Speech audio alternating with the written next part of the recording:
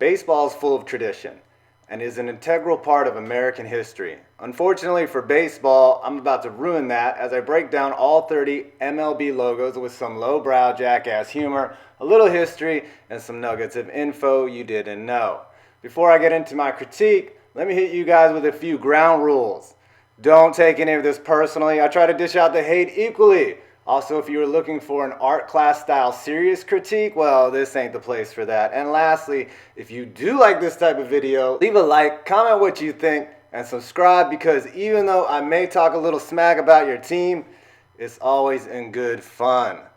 So let's get into this. I'm going to start with the Brewers. It's a nice updated look, very sudsy. I do want to talk about what I think is one of the best logos of all time, the mid-80s Brewers logo. This logo is so darn brilliant. The mitt is an M, and the B is obviously for Brewers. See it now? When I was a kid, I thought the logo was just a baseball glove or maybe an oven mitt. What I like about the Brewers is the team name. The squad is named after the people that make the beer, which is an honorable trade, but let's face it, people drink beer to get bent, and you got a whole team named after that. It makes us hope that maybe one day we'll have a team called the Denver Kush Growers. Smoke weed every day. Now, we have the Chicago White Sox, one of the long-time logos in the league, one that has been around forever. What's great about this logo is when I was young, kids who thought they were cool would take a marker to their White Sox cap and make it say sex, because nothing will get you laid in this world quicker than having a sign on your head that acts like a beacon of desperation. Speaking of logos with hidden gems in them, we have the Twins. If you zoom in on this logo, you'll see that win is highlighted in the Twins' name, which is great because the team and the fans need some sort of subtle reminder as to why they came to the ballpark. The Boston Red Sox, a timeless logo of someone setting out their bloody socks on a clothes rack. Really, it's a logo that will probably never change, like how Fenway Park has its odd quirks, like seats that face the bullpen and near impossible parking conditions. But this logo works for me. The Pittsburgh Pirates. Currently, it's a yellow P. I want to rewind a little to this cartoonish pirate that they used to rock. I still don't understand why teams want to be named after thieving rapists, and damn if this dude does not look like a slack-jawed thieving rapist. The Arizona Diamondbacks, this team's logo history is full of amazingly clever ways to symbolize a snake in the desert that will kill you. Here is the current logo. The left side has a diamond pattern, and if you look inside the A, it has a snake head in it. This older logo has the initials DB, which doesn't stand for douchebag, but the letters also form the snake head. Clever. The Cincinnati Reds. Now, I don't know who designed it first, but their C and the Chicago Bears C look remarkably similar. The Reds have been around forever, like since the 1890s, so I think they probably win that one. Now, the team was originally named the Cincinnati Red Stockings, which I'm very glad they shortened the name because nothing says intimidation to your opponents like red undergarments. Now, onto my team, the New York Mets. Obviously, this logo features the skyline of New York. The buildings are not just cartoons, they're actually stylized versions of real buildings. Obviously, you see the Empire State Building, the Woolworths Building, the UN Building. I looked all over to see which bridge is in the foreground, but most sources say it's a generic bridge, though I think it could be the Tappan Zee or the Throgs Neck, or one of the 2,000 bridges that connect New York to the world. The Mets also have a pretty interesting name, as Met is short for Metropolitan, which is either a local museum or a person, and that would be a very sad person. The Washington Nationals, Washington's third team, but this one without a doubt is here to stay. I like the curly W, the color scheme is nice, but I want to talk more about the old Montreal Expos logo, the team the Nats used to be. So you see the E at the end and then an L and then a B. What's an elb? I've always thought it said Elo, but then if you outline it, it makes an M. It's always been confusing to me. Maybe it says mellow. No, it doesn't say that. Lastly, I still say screw the 1994 strike. The Expos had an amazing team that year. They would have won it all and probably wouldn't be in Washington if they did. Moving through the NL East, we have the Phillies, of course.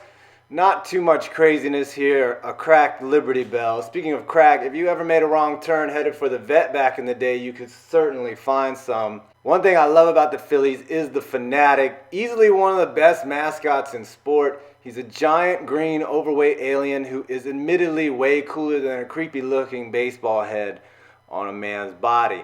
The Oakland A's, super simple.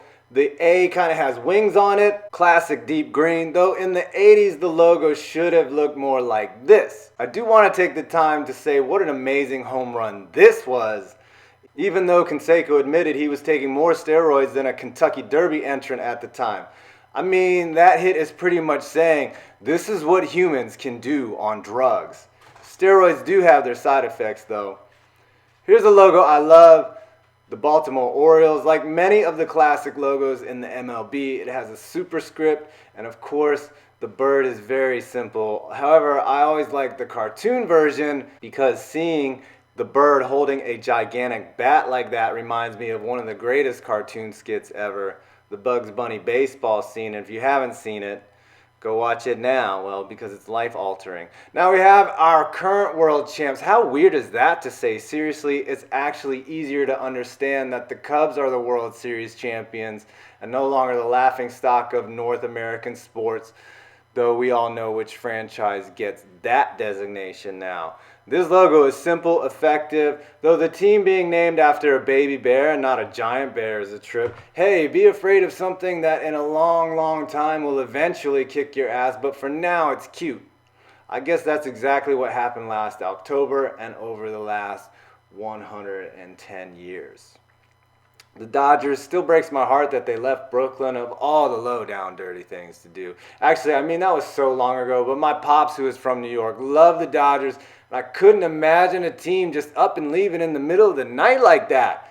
Anyways, the logo is good, a ball flying through the air. The Dodgers are named after young kids that used to dodge trolley cars in Brooklyn. But now being in LA, it means dodging motorcycles who creep in between the traffic lanes on the 5 as you head out to Chavez Ravine. Now we got the Padres. Not going to talk about this logo as yet. It looks good. The S, the D, which stands for San Diego. What I do want to talk about is a couple old Padres logos. This one, which looks like it should be on packaging for a pet rock. This is one of the worst of the 70s era logos, and the awful color scheme was really kind of amazingly bad. Let's go back even farther to this friar swinging a bat at what looks like air, and his stance is horrible, and he's also in flip-flops. Probably explains why this team has 0 World Series titles. Sorry, I'm starting to dish out the hate. Seriously, I love San Diego. It's a wonderful town. Amazing looking women, amazing weather, but don't piss off the local monastery. These boys will come after you with bats. Staying in California, we have the Angels. Really excellent logo of an A going into a hole. Just kidding, that's obviously a halo, the A, both for Anaheim and Angels, though who remembers when they were called the California Anaheim Angels of Los Angeles? And of course, who could ever forget this wonderful play from the 1980s?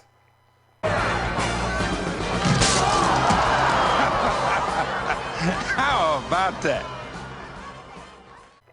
One of the best team names ever, the Colorado Rockies. Very original here, naming the team after a mountain range. Great logo. I do like how the ball is flying out over the mountain range. This design obviously made before the humidor was installed. The 90s were great. Thin air, steroids, and a man with this level of mullet hitting check swing bombs a mile high above sea level. Gotta love Denver for many reasons.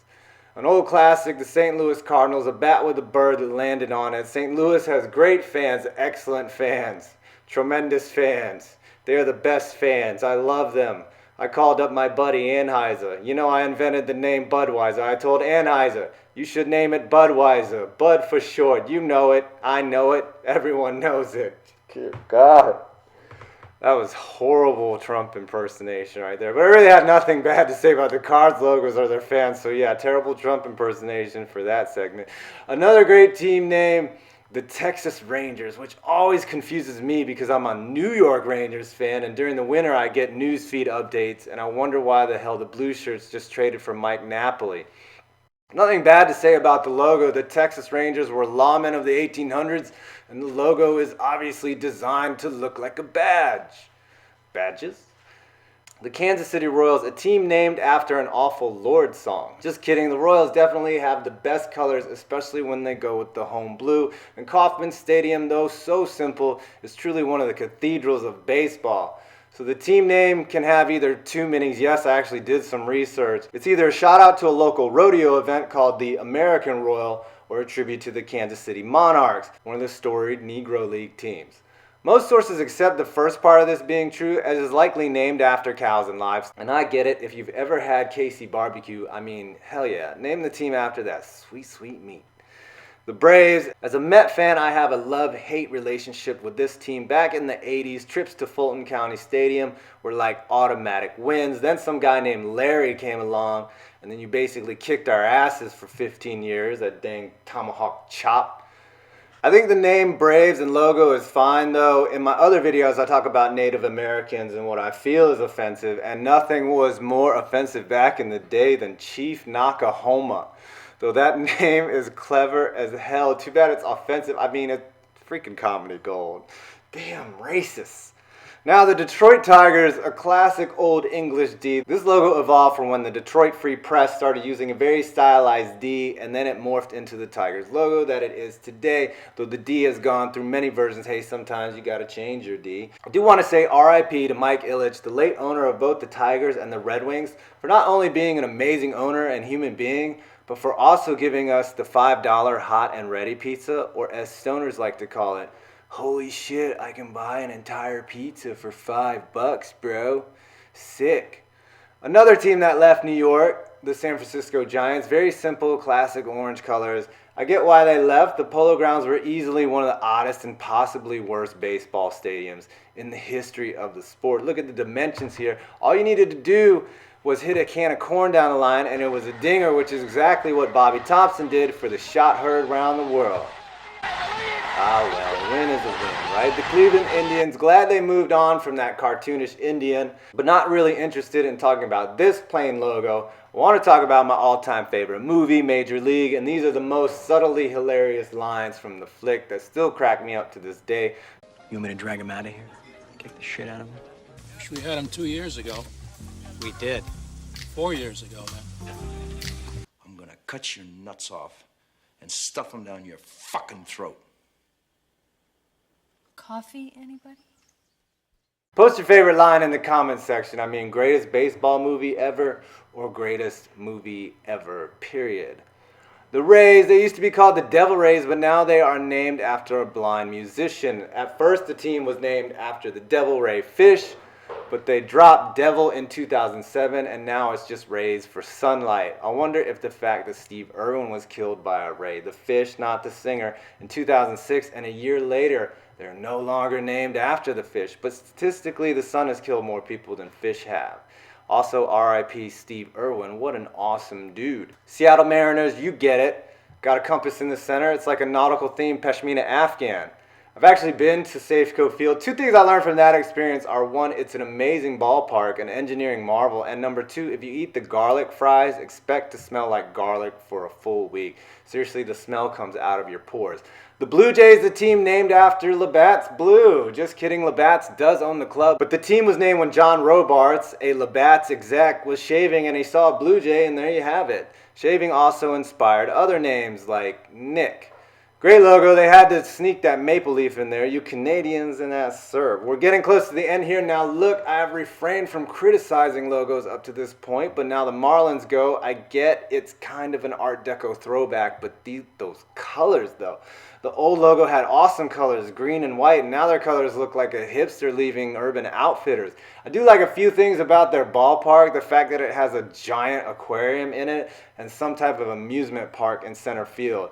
Yo, what is that though? We got flamingos, fish. I'm surprised I don't see a Jesus candle up in that mix. The Houston Astros, they've really gotten away from the fact that the team name is a shout out to the space industry, not the Jetsons' dog. Really nice, tight logo. Glad that the team got a real partner for their ballpark instead of a crooked energy consortium. And now we have yummy orange juice. The park also has a giant train, which is definitely and absolutely the coolest feature you could possibly have in a ballpark. because this is the competition. And now to our final logo, one I saved for last for no other reason than I know that the Yankee fans have sat through this whole video waiting for what this smart-ass Met fan would say about both their logo and the team. They used to be known as the New York Highlanders, but damn, Highlanders doesn't have quite the same ring to it. So in 1904, they changed the name to Yankees, and that stuck for sure. The pinstripes didn't come for a while. The Cubs were actually the first to have stripes when they did it in 1907, fresh off that magical season where the Cubs thought they were building a dynasty. Of course, the iconic NY was drafted in 1877 by Louis Tiffany and was slightly altered and then basically became a permanent staple to the uniform in either 1909 or 1912. I couldn't find the exact date. I had conflicting sources there. The top hat logo that we see now was designed in 1947, and of course the bat is the K. Many famous people have worn the pinstripes, my personal favorite being Jeter, who wore my favorite number 2. And also gave the world the bang basket, where he would send the chick that he nailed a gift basket the following day as a token of his appreciation. I mean, that is definitely next level pimp hand right there. And nothing makes a girl feel better about her loose morals than a pound of cheese and a few chocolates. Plus she has to carry it during the walk of shame, but nobody throws away an Easter style gift bag, do they? Seriously though, Jeet's my idol. This coming from a Met fan. So you Yankees fan, let it be known I went easy on you this time. Plus the Mets haven't won a World Series in 30 years, and we let Armando Benitez be our closer. And if you can't tell, I'm one of those Met fans who not only hates the team, but I hate myself with furious passion, because every year I sign up for this. And dang it, Dad, why'd you have to be from Brooklyn and not the Bronx? Ah, well, did you like my critique? Please leave a like, comment, or subscribe if you aren't already. And of course, the NBA is next, and we're going to have some serious fun with that one. Also, I'm 5 Points Gaming, and you made it to the end of this video.